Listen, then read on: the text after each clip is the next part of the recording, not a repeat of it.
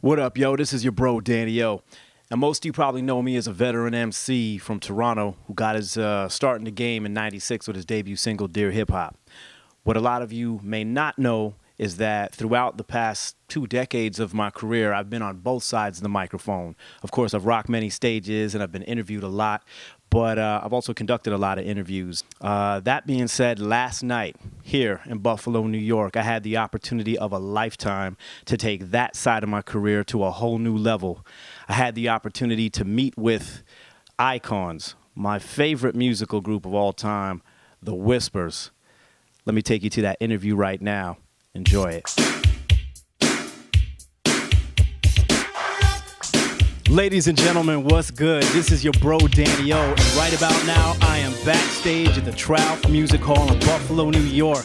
Surrounded by greatness, I'm in the presence of legends. I'm gonna tell you straight up, this is a bucket list moment for me, because I am surrounded by the one, the only, the legendary, The Whispers. Brothers, thank you so much. Man, thank you for that introduction, my man. I gotta tell you, listen, man. If you see a light-skinned brother front row wearing a turquoise shirt who looks like a 12-year-old girl at a One Direction concert tonight, that's me, okay? I'm about real music, good music, and I'm telling you, when it comes to the top of the mountain for me, you got your Michael Jackson, your Bob Marley, your Sade, you're The Whispers. When it comes to your bro Danny O's favorite music artist. So this right now is unbelievable to me. And the first thing that I gotta say to you guys is congratulations. You guys just came off a year where you're celebrating 50 years of being The Whispers. To what do you owe your longevity? Well, let me start off by saying you kind of categorize it. We're blessed to sing what I think is the greatest music in the world, and that's rhythm and blues. We started 50 years ago. We didn't realize at the time that when we chose this music that would have this kind of staying power. Mm-hmm. But rhythm and blues is forever. And we're grateful that that's what we sing. We make no bones about it. We're R&B artists. Okay. I love hip hop, reggae, but we sing rhythm and blues, okay. And our fans have blessed us for this 50 years to keep us around singing rhythm and blues. It is really amazing considering the fact that, obviously in your guys' time, you've seen a lot of artists come and go, I'm sure. You've seen the music industry change completely. We've gone from a place where people were buying records, and for the record, that's me. I just got to show you guys something. This has got to be in your presence. I'm the proud owner of no less. Can you hold this, Scotty and Leaveil? We got no less than 17 Whispers albums on vinyl. And I'm 20. See, I'm missing 10. I'm missing 10. Look at the collection. Now we're in a world where people, of course, they're used to downloading and streaming. You guys have experienced this change. How do you guys feel actually about the current state of the music industry in terms of how people both create and consume their music? Anyone want to speak? I'm gonna let Leaveil's he's taking a look at. He's like, I don't have these. That's true. It's so funny. The record companies today are not building any longevity in artists today. That's just the way it is. Unfortunately, there won't be any 50-year artists anymore, 40-year artists. We're basically consumed by fast food. We're consumed by fast music. So the music today will be here. An artist generally lasts on an average of about 5 years. Now, unless they're a Beyonce, or somebody like that. And then after that, it's basically done. And now it's kind of even gotten worse because it's been taken out of the record company's hands. Now people are producing their own things. They're out there. The internet is so strong, so social media is so strong. You really almost don't even need a record company, to get your product out there now. So it's changed a lot since we got in the industry. Add to that. I think that what he said is true, but a lot of it is also I'm kind of proud of the young people today, because I think where they kind of outdo us is that they seem to have a way of marketing themselves. Right. That when we came along, we didn't have the creativity or the opportunity really to market ourselves because, as Leaveil said, the record companies were in charge. Right. I think it's a great idea. You don't need a record company today. Right. And I think, again, it's just like it was in our day. If you're good, you're going to be around because people are going to like you. Yeah.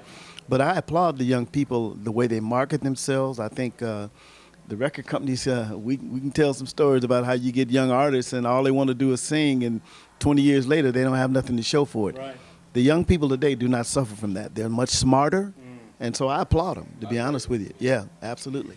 You know, it makes a lot of sense considering that we're in a digital world. But I think, and I have to say this, you know, to me, the best artists, I'm an artist myself, and I came up watching artists on stage and always felt like the top of the line artists are the ones who can get on stage and perform their craft in front of an audience. You know, you mentioned you like hip hop, Walter. I got to say, you guys are like MCs as far as I'm concerned. I've seen some of the videos of the Whispers perform live. I can't wait to see y'all live tonight. But the way that you work with your audience, the way that you will really interact with your crowd, and they don't just love the music, they love you. Speak to, especially some of the younger generation, about the importance of the live aspect of your craft. Well, when it comes to the live, that's the one thing I kind of agree with you on. I think where we come from, back in the day, there was an act of appreciation. That's the one, if I have any gripe against the young acts I see today, it's almost as though you should be glad I'm here, right, as opposed to I'm glad you're here. And that's the thing, you know, and that's where when you do your performing live and somebody appreciates it, that's the greatest feeling in the world. You gotta help us out now. Everybody gotta help us create this groove. Come on. Hot tag.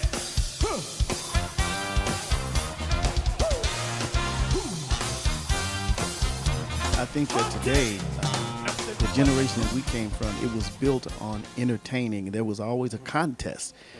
The artists today, because of the technology, they can produce a record that they can't produce on stage because the technology can make it so excellent. Then you go see them. I mean, that's my biggest gripe, is that I go see some young acts, and what I hear, what they record as opposed to when I see them, is two different things. Back in our day, if you couldn't perform, you couldn't be here. You know what my biggest gripe is? Seeing artists perform and the vocals of their track are playing underneath their own performance. Yeah. That's what It's crazy going on. You know what I'm saying? That's what I mean by you produce something, but it, you know, in the studio, but then when you go see them, you hear all of this electronic, right, you know, that, you know, for purists or people that like real music, that turns them off, no question. I got the pleasure of going to see Earth, Wind, and Fire. And talking with Philip Bailey, they've been trying to convince him, you know, to kind of put a padding of a little vocal underneath his, you know, of his lead vocal. And he said, no, I'm not going to do that. When I'll do that when I can't sing. And then if I can't sing, then I'm probably going to be out of this industry. I have to remain pure because people spend money to hear pure artists, not electronic show, basically. So I applauded him on that. Yeah. Absolutely. Y'all hearing that, right? Little kids, man, get up on it, man. Make sure you're doing your stuff properly when you're on the stage. Speaking of being on the stage, man, first of all, I got to say this, man. I'd be remiss if I didn't mention the absence of Mr. Nicholas Caldwell at this point. Can you guys fill me in a little bit and the people on his health status? How's he doing, and can we expect him to be rejoining the Whispers on stage at any point in the future? He's recovering from surgery from in the diagram with his lungs. He's doing really, really well. And we're praying like everyone else. We hope that he'll be back out here with us. If you've seen our show, you know he's the heart and soul and the energy of what we do. But he's doing just fine. In fact, the surgery took place, about a month ago now. And he's recovering, and we do expect him to be back with us. Yeah. Great. That is good news. God bless him, man. Speedy recovery to Nicholas. I got to ask you, I mean, this sort of puts you on a spot, Leaveil. I mean, you got an excellent picture right here of the, and I want, this is sort of a double question, because one, the question to you, Leaveil, is what did you have to do to sort of do the transition of sort of taking what used to be the three of you, Marcus, God bless him, and Nicholas, and now it's yourself for the time being. What transition did you have to kind of do to say, look, it's just me up here in front of with the twins? Well, you know, I would say that Nicholas, like Walt said, he's such a strong influence in this group, and he's laid me out a great foundation. You know what I'm saying? He's given me the confidence that, you know, learning all of his choreography, what we do now is a piece of cake to when he's here. When he gets back here, we're going to be into some crazy stuff all over again. But it's basically, he helped me lay that foundation. So, you know, all I could do is just grab the torch and keep on, you know, making it happen so that we, you know, that we can keep moving forward.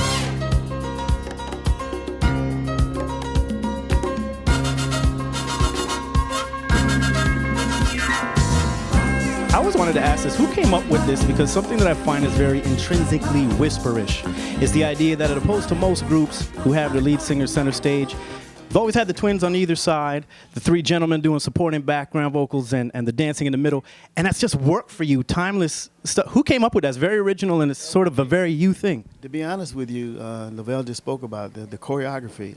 We felt that our choreography was such a vital part of what we do.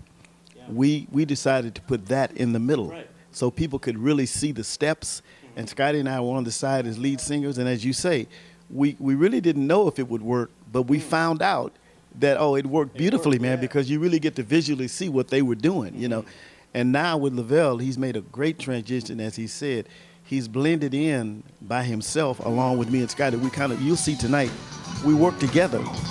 And again, I think it stems from us. We're all veterans. We've been here a long time. And we really kind of know how to put the pieces together.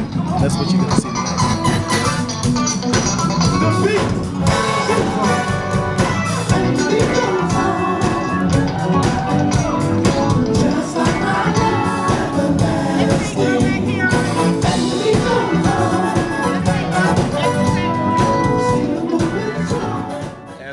Black man, this is the first time in my life I've ever been in fear of being pulled over by the police department.